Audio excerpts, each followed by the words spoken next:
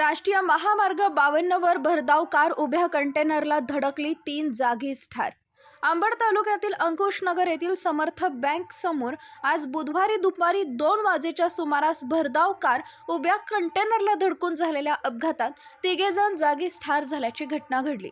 या संदर्भात सूत्रांकडून मिळालेली माहिती अशी: औरंगाबादहून बीडच्या दिशेने भरधाव वेगात जात असलेली अल्टो कार क्रमांक MH20 BN 7073 ही अंकुशनगर येथील समर्थ बँकेसमोर कंटेनर चालकाने कंटेनर क्रमांक HR 38W 9214 उभा करून पैसे काढण्यासाठी ATM मध्ये गेला.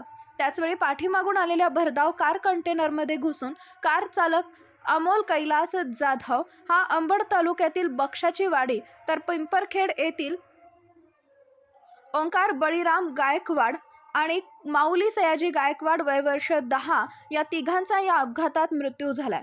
मैतास पाचोड उपजिल्हा रुग्णालयात शवविच्छेदन करण्यासाठी पाठवण्यात आले असून घटनास्थळी गोंदी पोलीस ठाण्याचे सहाय्यक पोलीस निरीक्षक रवींद्र ठाकरे, पोलीस कर्मचारी दीपक भोजने, शाकीर सिद्दीकी यांनी घटनास्थळी धाव घेत पंचनामा करत राष्ट्रीय महामार्ग सुरळीत केला.